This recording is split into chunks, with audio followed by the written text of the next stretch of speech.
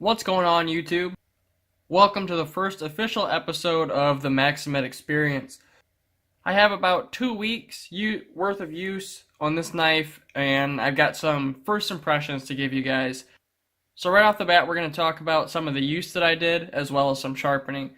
So right after that video introducing the Maxamet experience, what I did is I actually stropped the factory edge on 1 micron diamond compound on basswood.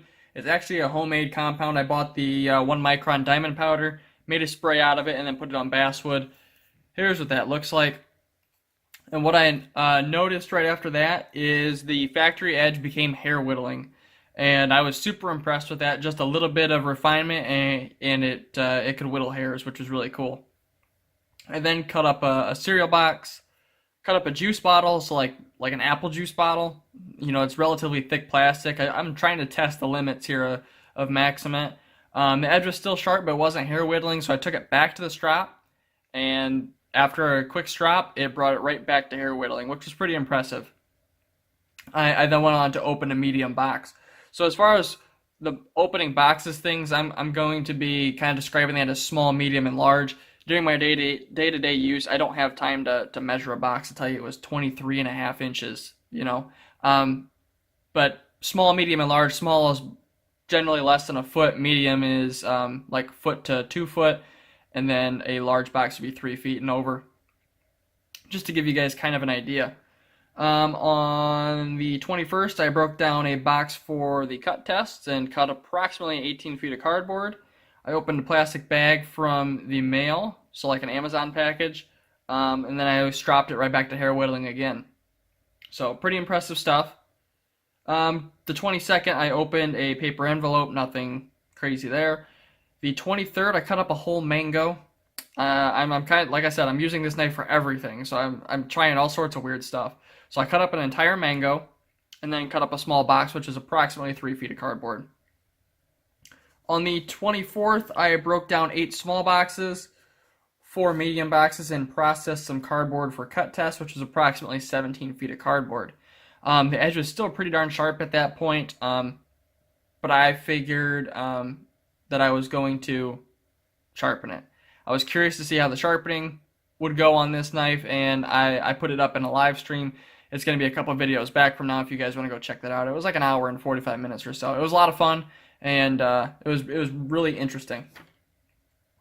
So when I sharpened it, I was kind of nervous about the edge flaking out. You know, you've seen other testers like the Apostle P and even Steve, Super Steel Steve, had a little bit of issues with it flaking out on one of his live streams, and I was kind of nervous about that because it seems like, although carbide tear out doesn't really happen, or doesn't seem to affect our day-to-day use, Maxamet seems to be one of the steels that if you're not using the proper abrasives, it'll let you know. So that's why everyone else was having their edge flaking out, because they're using the Edge Pro stones, which I think are just alumina based.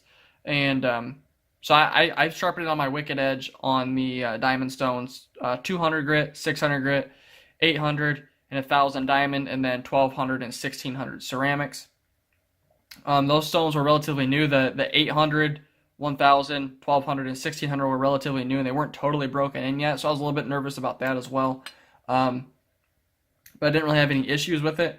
I tried to replicate what happened to Super Steel Steve, where he was using the up and down like scrubbing motions like this, and then he switched to the long sweeping strokes like that. And I think he did that on one of his coarser stones, and what he had happen was the edge kind of flaked out on him, like what happened to others. And I think what happened was the larger grip particles caught the scratch pattern and kind of ripped part of the edge out. So I was trying to make that happen. I was doing that at the 200 grit level to see if I could get that to happen, because I think when it happened to him was right around 220, and I didn't have that issue whatsoever. It seemed to switch up the scratch pattern just fine, and it worked pretty well. I was using the normal Wicked Edge motions, you know, going heel to tip to remove the burr and getting that scratch pattern going that way. And after I got all the way through my progression up to the 1600 grit ceramic and then stropped on the 1 micron strop, I didn't like the edge finish on it. there wasn't much aggression there. It didn't have a whole lot of bite to it. So I completely went right back and completely restarted. And what I did was I just did the up and down scrubbing motions on the edge. You guys might be able to see that in the edge of the scratch pattern. It's basically just going up and down. And after going completely through the progression again, that seemed to work a heck of a lot better, especially after stropping. It has a lot of bite to it, but it's a nice refined edge. It cut computer paper, or not computer paper, phone book paper beautifully, like perfectly. You guys can see that on my Instagram. It cut that just like butter, but it still had a lot of aggression to it. Maxamet definitely feels harder than everything that I've sharpened before. It almost feels like the diamond stones are just skating over it, and I'm lucky I didn't have to do a whole lot of reprofiling on this. I pretty much just matched the factory bevels, which I think were right around like 16 degrees or so, 15, 16 degrees, and it didn't take very long at all just to match those bevels and just remove just a tiny bit of metal to fully apex. A key to sharpening the Maxamet was just keeping the burr formation to a minimum. I wouldn't let the burr get too big on either side before I worked on the opposite side to flip it back over. I think that's where you kind of run into issues sharpening Maxamet, is when you let that burr get too big and you try and flip it. That's too big of a chunk of metal to flip over. For a metal that's not very workable, for lack of a better word, workable, malleable, I guess would be a good word too. It's not as brittle, is what I want to say. If you go to flip something that's more brittle, it's more likely just to snap off and leave your edge just in chunks. So keeping that burr formation to a minimum was pretty key. It deburred super easily, and the edge came up great. It was super sticky. With the sharpening out of the way, I went back to just normal use, and let's talk a little bit about the use there, and then I'll give you guys the totals of how much use I had done during this period. So on the 26th, I opened 24 knife boxes, which really isn't quite as intense as you guys might think. I work at a knife shop, and we got our Benchmade order in. So if you guys have ever gotten a Benchmade knife, you guys know that there's that one little piece of tape that holds the box down, and basically all I'm doing is cutting that piece of tape. So I mean, it's nothing intensive, but it was enough to wear on the tip just a little bit. I also broke down 5 large boxes, 4 medium boxes, and opened a clamshell pack. The clamshell pack I was a little bit nervous about because it's pretty hard plastic, and you do have to do a little bit of a torquing cut or so with a knife if you're trying to open one. On the 27th, I broke down a large pizza box, which ended up being approximately 23 feet of cardboard. I just cut it into little tiny strips to fit in the garbage. I cut up another juice bottle, cut up a mac and cheese box, and at that point I noticed some small shiny spots on the edge, generally towards the tip, especially where I've been, opening some boxes. They were so small, and there's no way I could possibly get a picture of it, and it only showed up in the perfect light, but there are some tiny, tiny spots on it.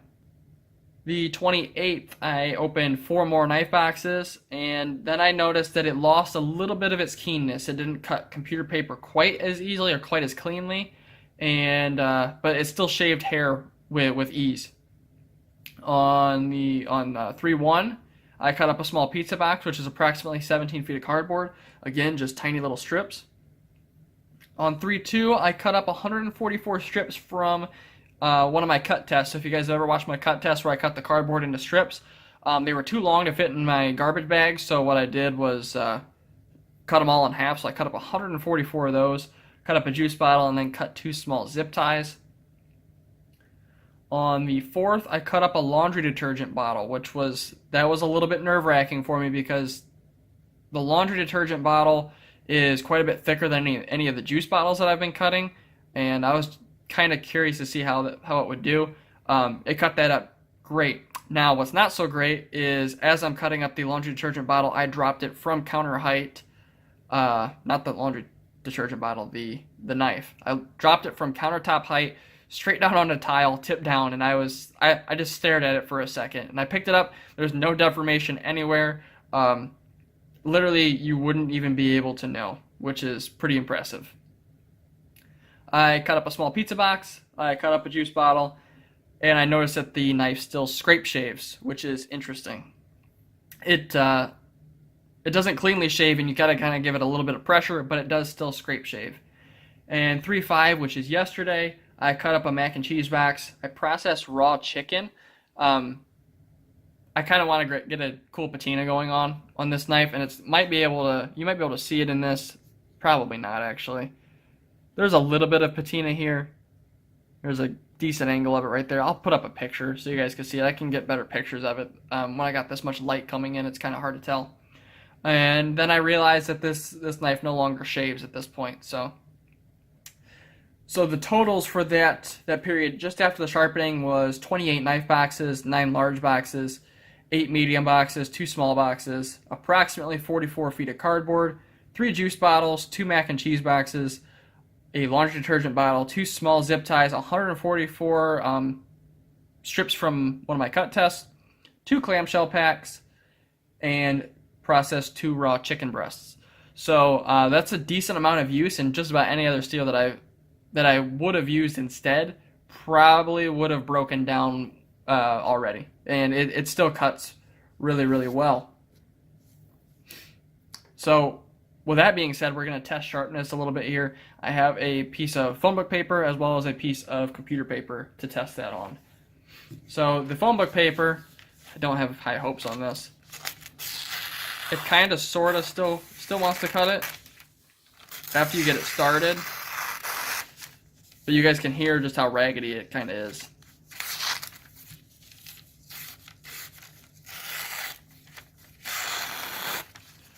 So it wants to cut it, but it just, I don't know, it just doesn't start without a little bit of help. And as far as the computer paper goes,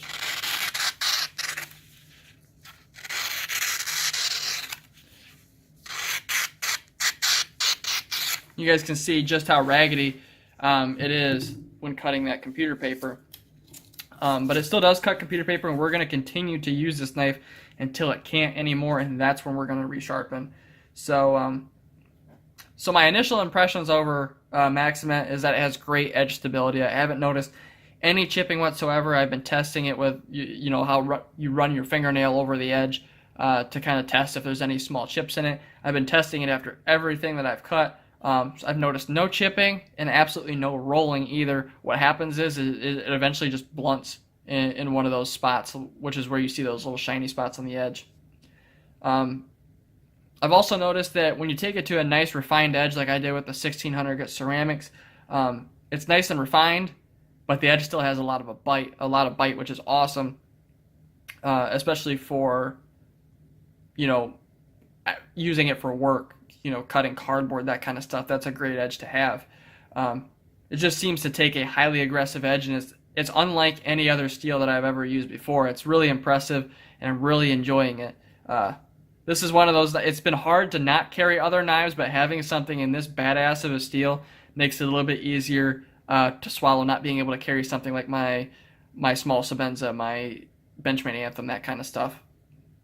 It's just been a fantastic knife over these first 2 weeks or so, and I'm really impressed. If you guys want to see updates, I post updates every 2 to 3 days on my Instagram with some cool pictures. I obviously put it on my story as well on there.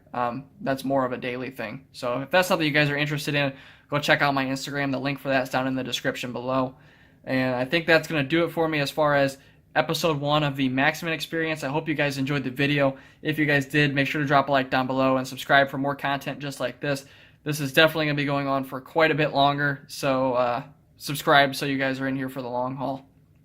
Anyhow, guys, as always, thanks so much for watching. Have a great day.